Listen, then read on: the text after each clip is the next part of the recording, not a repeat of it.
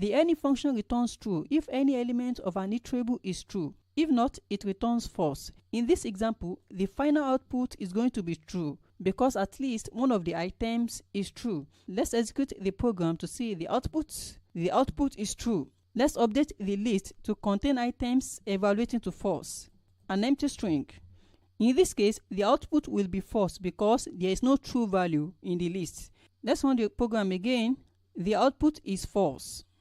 Let me show you a practical use case. Suppose you are building an application to restrict users based on certain permissions.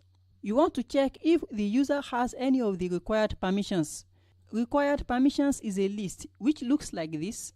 The retrieved user permission is also a list which may look like this. So you want to check if the user has any of the permissions required.